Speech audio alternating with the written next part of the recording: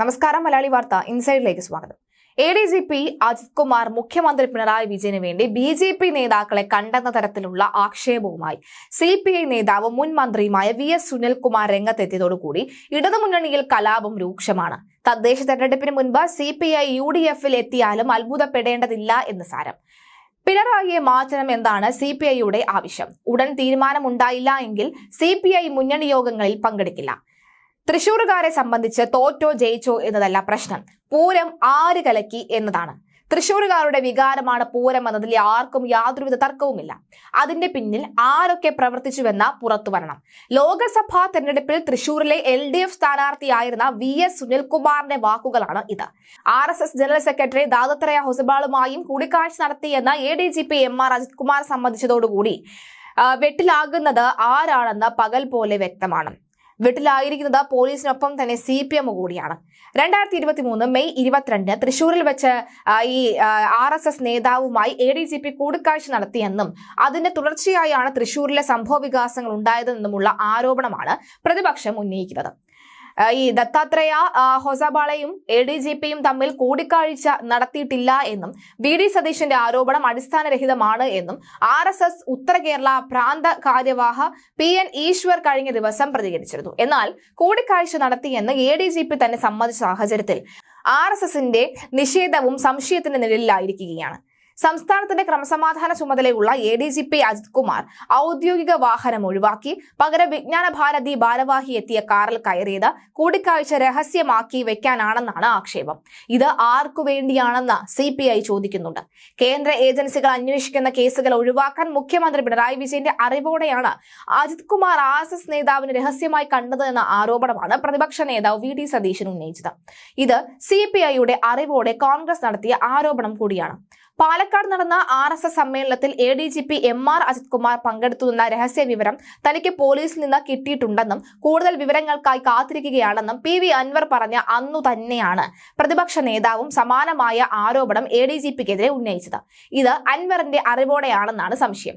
സംസ്ഥാന പോലീസ് മേധാവി ഷേഖ് ദർവേഷ് സാഹിബിന്റെ നേതൃത്വത്തിലുള്ള പ്രത്യേക സംഘം കൂടിക്കാഴ്ച വിവാദം അന്വേഷിക്കും.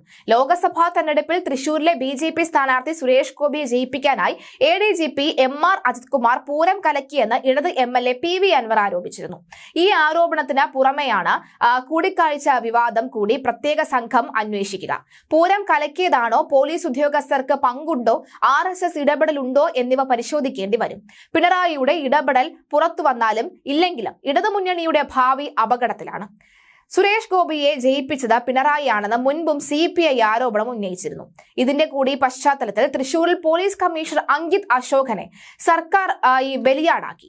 പൂരം കലക്കിയതിന്റെ പൂർണ്ണ ഉത്തരവാദിത്വം കമ്മീഷണറുടെ തലയിൽ ചാരി. ഭരണവുമായി അടുപ്പം പുലർത്തുന്ന അജിത് കുമാറിന്റെ നിർദ്ദേശാനുസരണമാണ് കമ്മീഷണർ പൂരം കലക്കിയത് എന്നാണ് CPIയുടെ പരാതി.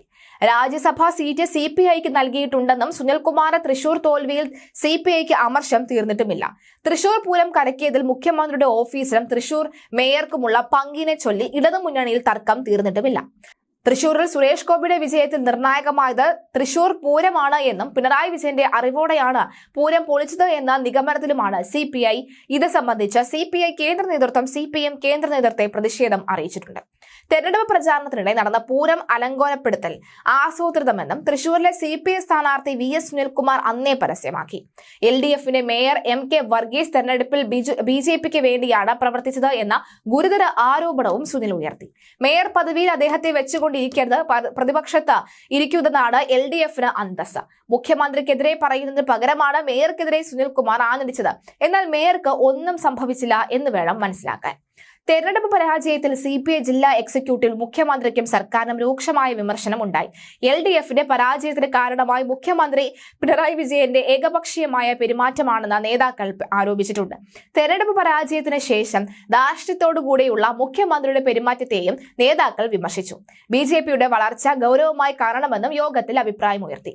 മുഖ്യമന്ത്രി പിണറായി വിജയനും ഇടതുമുന്നണി കൺവീനർ EP ജയരാജനും ചേർന്നാണ് തൃശൂരിൽ സുരേഷ് ഗോപി ജയിപ്പിച്ചത് എന്ന പ്രചരണം പണ്ടേയുണ്ട്.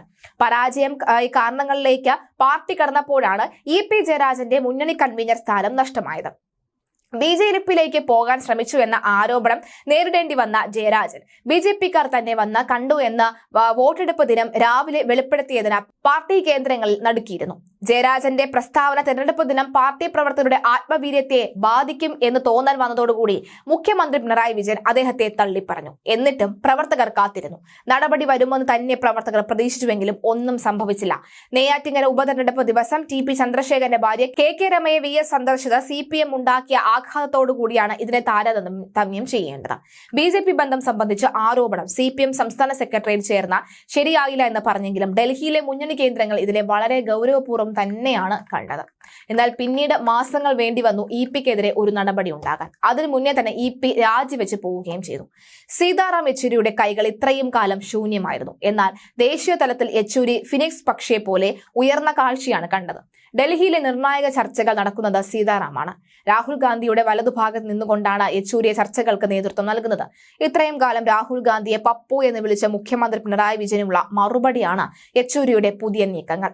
യഥാർത്ഥത്തിൽ പിണറായിയുടെ നിറം മങ്ങിക്കഴിഞ്ഞു. മുന്നോട്ടുള്ള വഴി പോലും അദ്ദേഹത്തിന് പ്രവചിക്കാൻ കഴിയുന്നില്ല. തന്റെ സർക്കാരിന് പതനം ഉറപ്പാണെന്ന് പിണറായിക്ക് അറിയാം. എന്നാൽ ഇത്ര വേഗം നിലം തൊടേണ്ടി വരുമെന്ന് ഒരിക്കലും പിണറായി പ്രതീക്ഷിച്ചിട്ടുണ്ടാകില്ല. ഇതിനെല്ലാം കാരണമായതോ തൃശൂരിൽ സുരേഷ് ഗോപി നേടിയ ഒരു സീറ്റാണ്. ആ ഒരൊറ്റ സീറ്റ്. സാധാരണഗതിയിൽ BJP സീറ്റ് നേടുമെന്ന് കണ്ടാൽ LDF-ഉം UDF-ഉം ക്രോസ് വോട്ടിംഗ് ചെയ്യാറുണ്ട്. എന്നാൽ ഇക്കുറി സുരേഷ് ഗോപിയെ ജയിപ്പിക്കാനാണ് പിണറായി താല്പര്യപ്പെട്ടത്. തിരുവനന്തപുരത്തെ രാജീവ് ചന്ദ്രശേഖരന്റെ വിജയവും അവസാന നിമിഷം പോലും പിണറായി ഉറപ്പിച്ചതാണ്. ശശി തരൂരെ വ്യക്തിപരമായി ബന്ധം ഒന്നുകൊണ്ട് മാത്രമാണ് അദ്ദേഹത്തിന് തിരുവനന്തപുരത്ത് ജയിക്കാൻ കഴിഞ്ഞത്. തീരദേശ മേഖലയിൽ തരൂരിന്റെ തേരോട്ടം തന്നെയാണ് എല്ലാം മാറ്റിമറിച്ചത്. തിരുവനന്തപുരവും തൃശൂരും BJP-ക്ക് നൽകാമെന്ന BJP-യുടെ ദേശീയ നേതാക്കൾക്ക് പിണറായി ഉറപ്പുകൊടുത്തു എന്ന പ്രചരണം ഇലക്ഷന് മുമ്പ് തന്നെ സജീവമായിരുന്നു. ഇത് ശരിവെക്കുന്ന തരത്തിലാണ് ഫലപ്രഖ്യാപനവും ഉണ്ടായത്. പിണറായിക്കെതിരെ CPM-ൽ കരുനീക്കങ്ങൾ ശക്തമാണ്. സീതാറാം യെച്ചൂരിയുടെ നേതൃത്വത്തിലാണ് നീക്കങ്ങൾ ശക്തമായിരിക്കുന്നത്. പഴയതുപോലെ മോദിയുടെ പിന്തുണ പിണറായിക്ക് കിട്ടില്ലെന്നാണ് CPM ദേശീയ നേതൃത്വം കരുതുന്നത്. കഴിഞ്ഞ സർക്കാരിന്റെ കാലത്തെ പോലെ തന്നെ കേസുകൾ രജിസ്റ്റർ ചെയ്ത് ആളുകളെ ചൊൽപ്പടിക്ക് നിർത്താൻ മോദിക്ക് കഴിയുന്നില്ല എന്ന് യെച്ചൂരി കരുതുന്നുണ്ട്. ഇത്തരത്തിൽ പിണറായിയും മോദിയും തമ്മിലുള്ള ബന്ധം തൽക്കാലം ഇല്ലാതെയാക്കുമെന്ന് CPIM ദേശീയ നേതൃത്വം കരുതുന്നുണ്ട്. BJP-ക്ക് സീറ്റ് വാങ്ങിക്കൊടുത്ത CPM മുഖ്യമന്ത്രി എന്ന നിലയിലാണ് പിണറായി ദേശീയ നേതൃത്വത്തിൽ മുന്നിൽ താരം ആയിരുന്നത്. ഇതിനെയെല്ലാം പാലം വലിച്ച് അജിത്താണ് ഇപ്പോൾ ബുദ്ധിമുട്ടിലായിരിക്കുന്നത്.